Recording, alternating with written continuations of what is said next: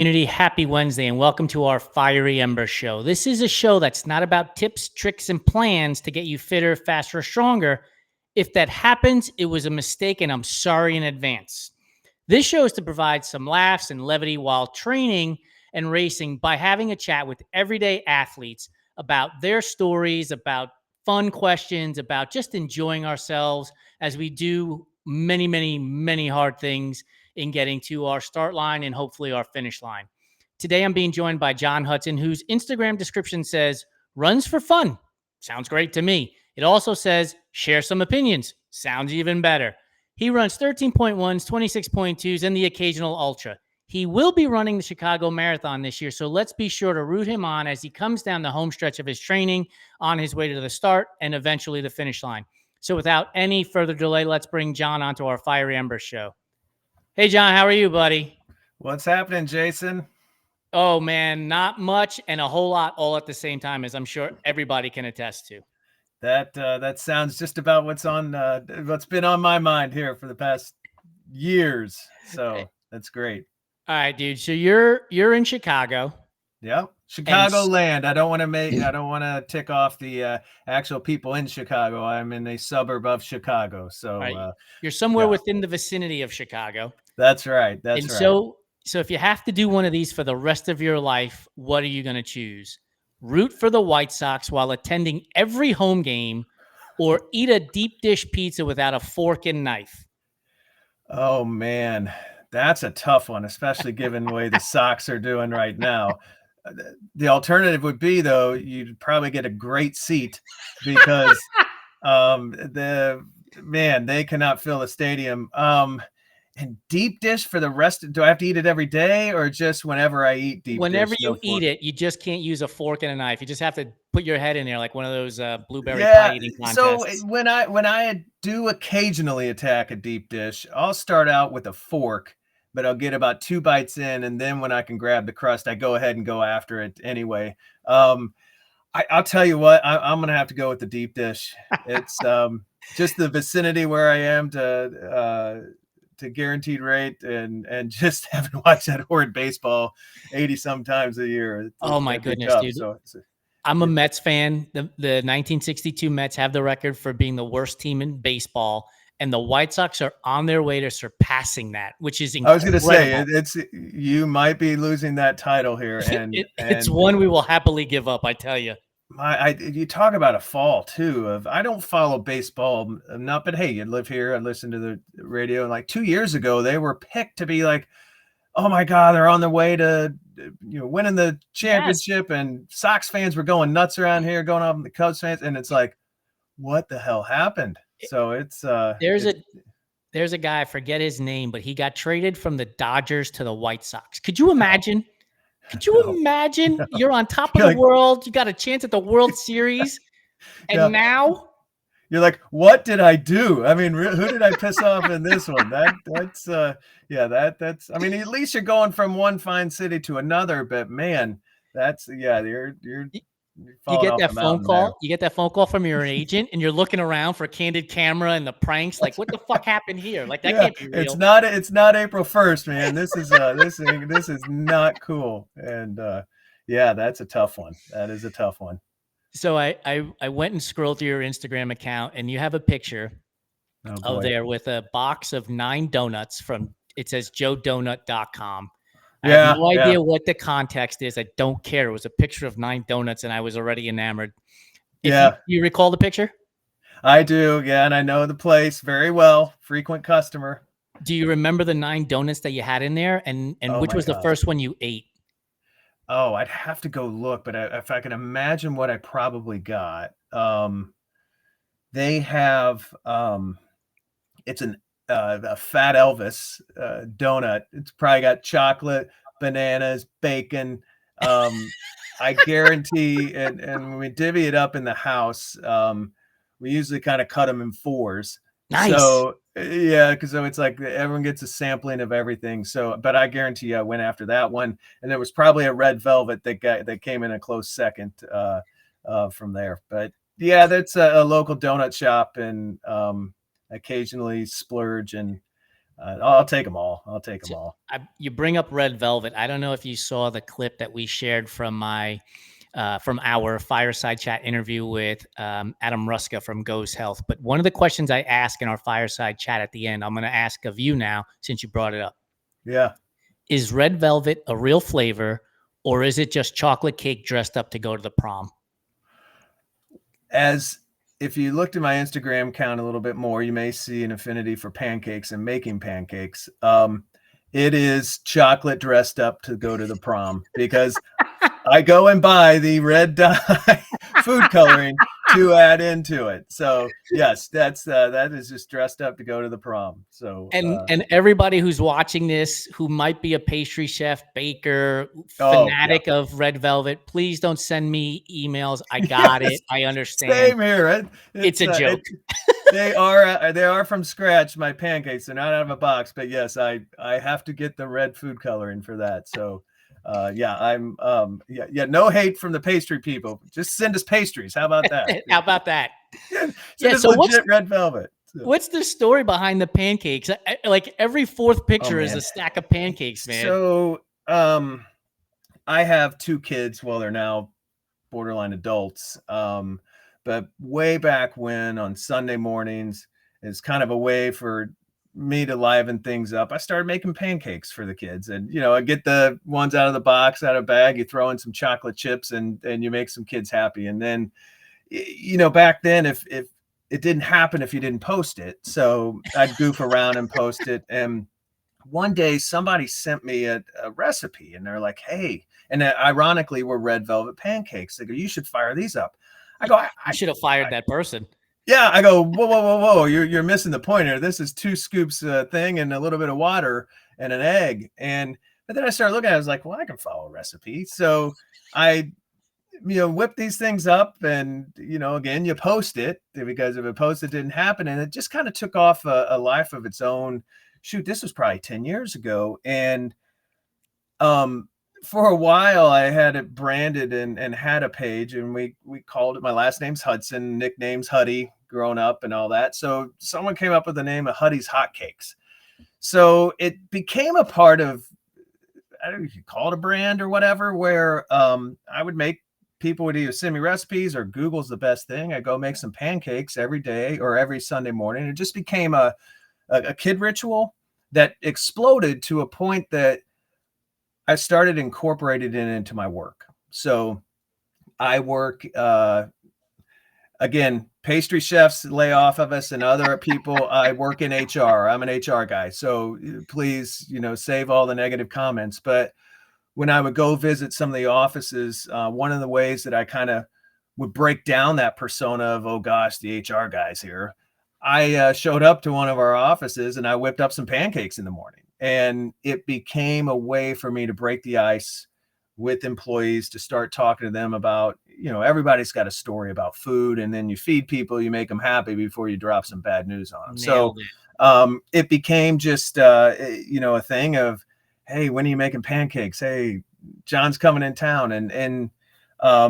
Yeah, it just was, it took a life of its own, and it's about the only thing I can whip up every now and then. But yeah, it's look, food is community, and Absolutely. similar to what we have with running here, it brings people together. And it's very tough to say a bad thing when someone shoves some pumpkin spice pancakes in front of you, on a Thursday morning when you got to go to work. So do you go pumpkin spice over apple cider this time of year? I do pumpkin spice because it's easier for me, and it has real pumpkin. So all you PSL haters, yes, I put real pumpkin in it. But yeah, I for the fall, but so I usually got to wait until October before I break those out. But yeah, that's kind of my go-to for a fall time. I mean, a little cinnamon, nutmeg, you can't, and whipped cream on top. You got to throw that whipped cream on top. So let's rank breakfast desserts, shall we call them? Pancakes. Yeah, the pancake is not a break. It's cake. Yeah.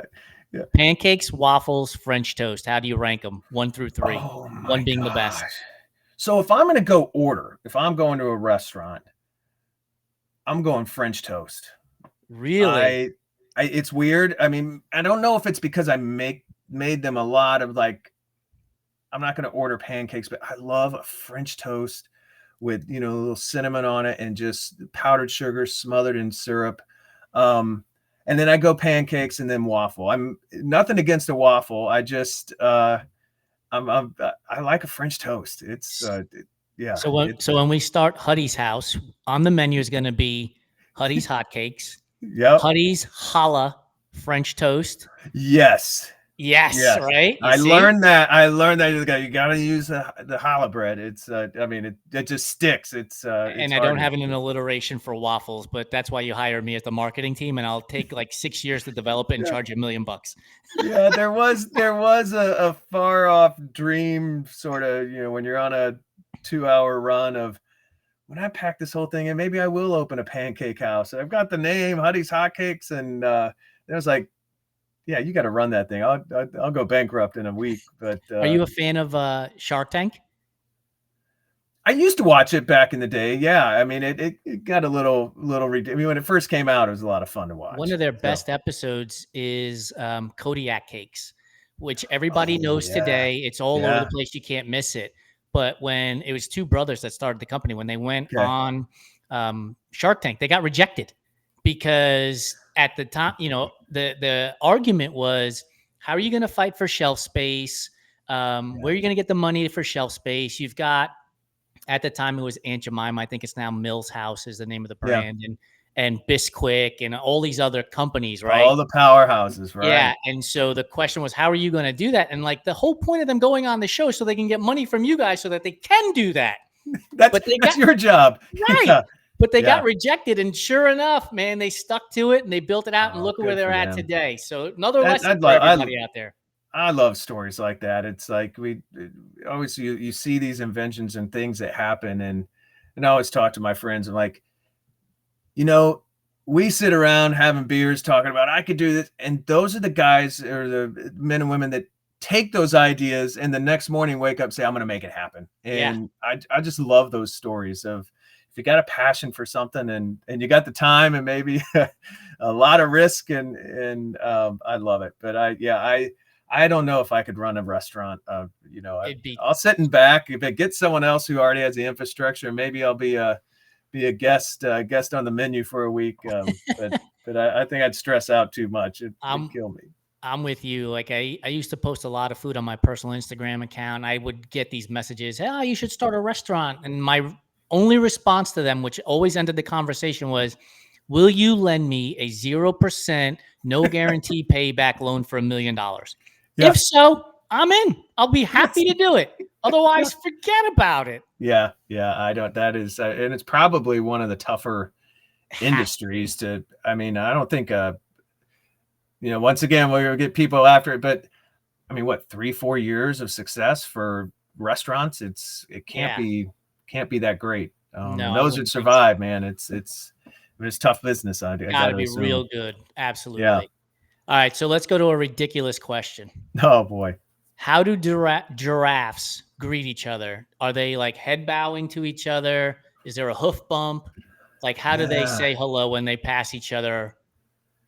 That's, I've always wondered, either with giraffes or dinosaurs, where do they put their necktie? Is it down below or up to the chin? I've seen those things. I think it's a head nod. I think it's the runners nod when you see someone, and the fist bump might be tough because you might not be able to see the guy raise his hoof because you're up here. You don't know the giraffe, so I don't think you're going to go too much of a headbutt right yet, or So I think it's the casual head nod as they're passing each other. Now I'm going to go to a zoo and I'm going to observe some giraffes. Yeah. How fast do you think a warthog can run, and do you think you could beat it in a race? The second part, no. How fast? I don't know. I watching The Lion King several times. Was it Pumbaa or Timon? Pumbaa was when he got pissed off and got some speed. I don't. If he's hungry, I don't think I'm beating him. So yeah, I can't beat one in a race. I'm built for distance, not for speed. So I am dead meat when Pumbaa's coming after me here. The warthog can run as fast as 30 miles an hour. Yeah. Ooh. So I did this thing yesterday where today I Google searched, Yeah. So what's a human run? What's Noah Lyles run? I don't know what Noah Lyles does, what he runs it in, but I said, what's a comparable animal to a human, so that it could be a little harder question to answer. Yeah. And it said there is no animal on the planet that is comparable to the human, but the warthog is the closest. And I was like, oh, cool. And it said the warthog runs 30 miles an hour, and they were comparing it to Usain Bolt, who runs 27 miles an hour. And I'm like, oh my gosh, so does the warthog have the claim to fame for the slowest animal in the jungle at clocking in at 30 miles an hour? Just ahead of the human. Yeah. Exactly. Yeah, so all the other animals are like, hey, we just got to beat the warthog if the lion's coming after us, right? And it's no wonder why cavemen were eating berries and nuts off and twigs off of trees. Like, or didn't survive that long. Yeah, exactly. Holy How the hell are you going to catch these things? So Bolt, and that's just 200 meters. Yeah. Yeah. 100 to 200 meters. Yeah. 26 miles an hour. Okay. Although that would be pretty crazy. You think in your neighborhood, you posted 20, 25 miles an hour to see Usain Bolt keeping up with your car. Yeah. Well, you know how like on the side of the road, the speed signals are like your speed is. And like when I'm riding my bike, if I could get that thing to hit 20 on my bike, I'm fist pumping, right? Now, could you imagine? You're driving your car and Usain Bolt runs past you and it's like 27 miles an hour. With that smile, with that look at you. That would be fantastic. Yeah. I don't want to try, so I'm not even putting this out there, but I wouldn't even venture to guess how fast, quote unquote, I can run. I mean, I guess you could look at it from, hey, I run, 6 miles in an hour. You can figure it. Right. No, but if you said, all right, 20 meters, 20 yards, I'm not going any further. I don't think I could tip. No, it wouldn't even register on the speed scale on the street. It just wouldn't. It'd just say too slow. Instead of slow down, it'd be like, pick up the pace. That's right. Does not compute. That's oh man. It's bad enough when they got these watches that tell you that you're, now you got a damn road sign that's telling you're too slow too. I was like, all right, I'm done with technology. I'm out. Yeah, because I asked Santino yesterday if he could run faster than a gorilla or swim faster than a goldfish in 100 meters, and he went with running faster than a gorilla but I was like, man, I think it would take a long time for a goldfish to go 100 meters because they're so tiny. Whereas I'm 5'6", I should be able to out touch the goldfish, right? Yeah. What's a gorilla? If a warthog's clocking in at 30 miles an hour, I mean, a gorilla's got to be pushing 40, right? At least. Yeah. That's my next Google research. There you go. Yeah, your search history is going to look awfully interesting here. In comparison to my wife, who's getting her PhD, like her research and Google and all that stuff is so scholarly, and mine's like, what animal runs just as fast as a human? Oh yeah, well, it's opposites attract, I guess, right? Is that there you go. She's coming at me with all of these like, I'm going to use big words, and I'm like, do you think I could outrun a warthog on a Tuesday? Like, what are you talking about?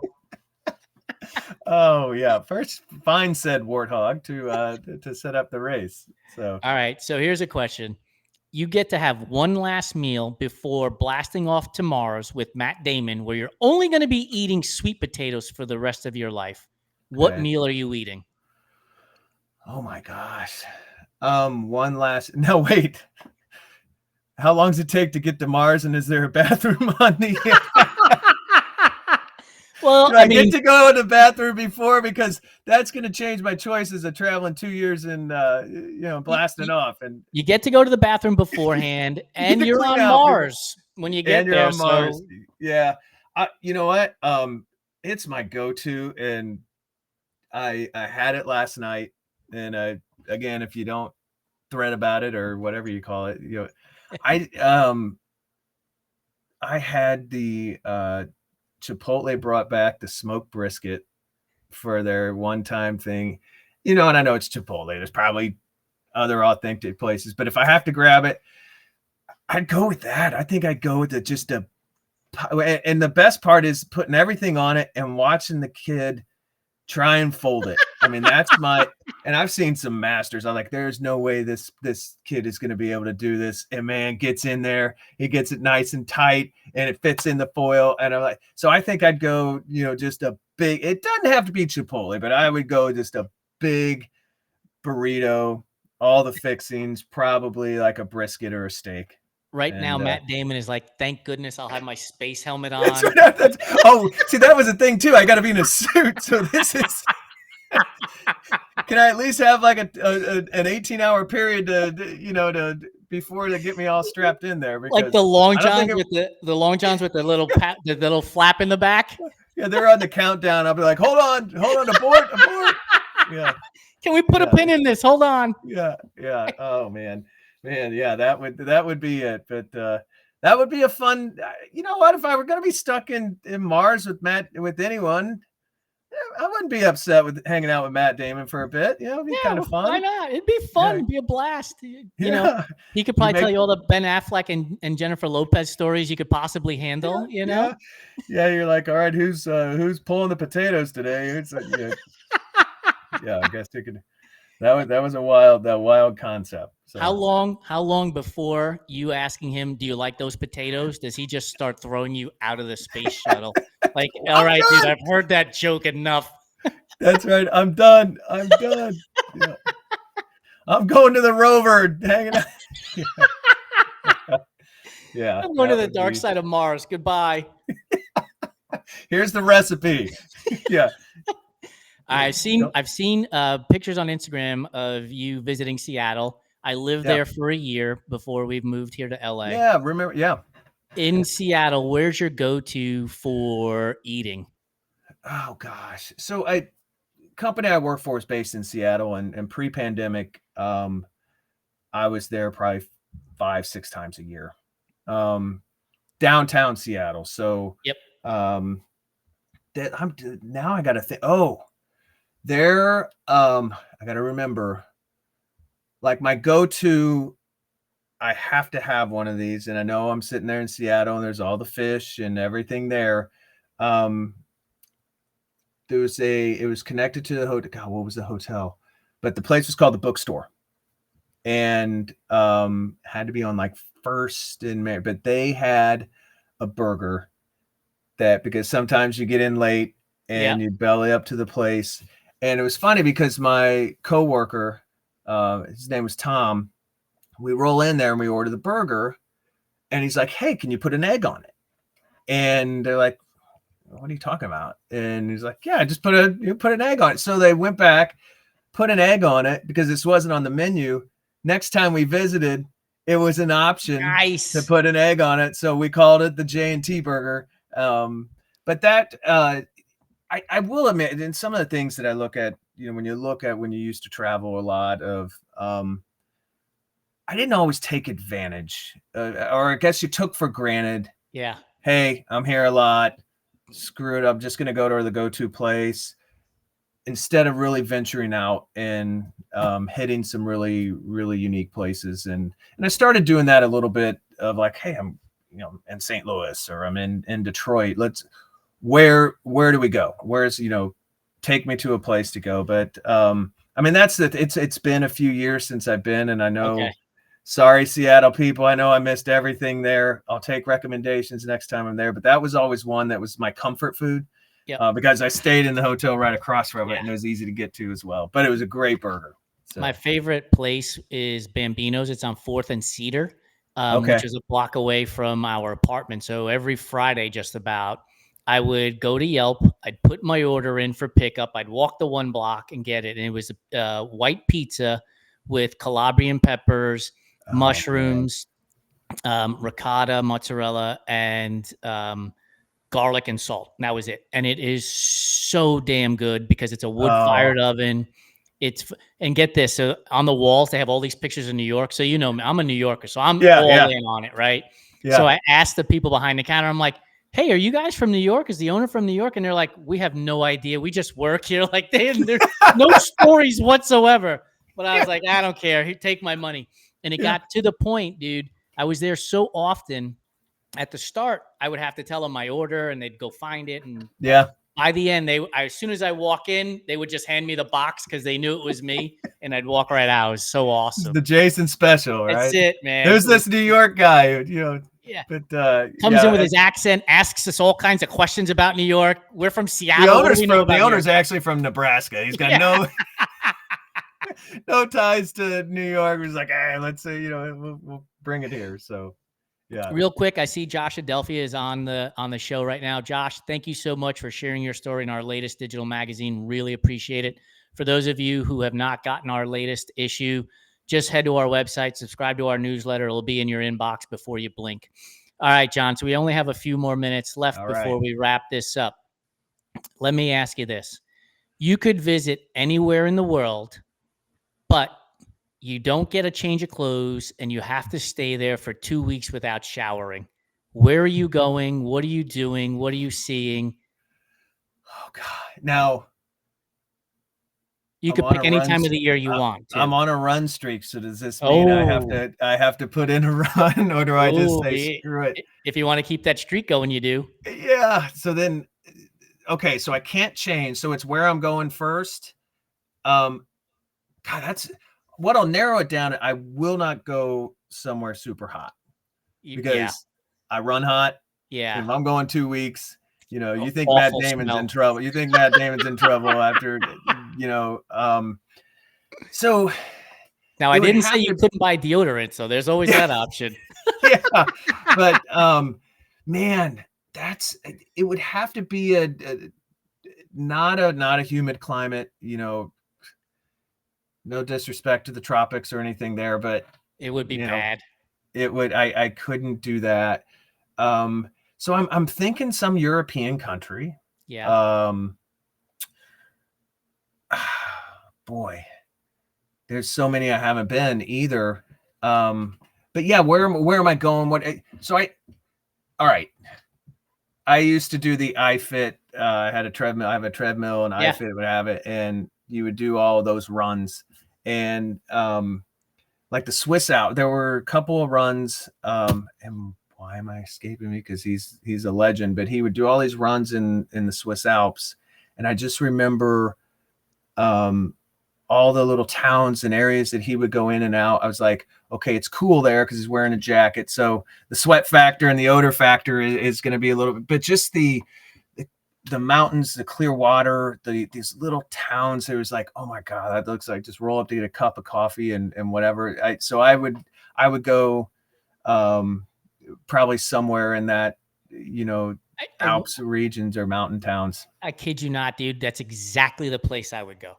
Because I could go run in the mountains for forever. There's probably snow on the mountain, so I could use it to like wash myself off a little bit. Yes, yes. You didn't say what were the rules of. I just said you had to have the same clothes for 2 weeks, and where are you going and what are you doing? That's it. Yeah. And so go to one of those mountain towns. There's snow. Use that as water or whatever else.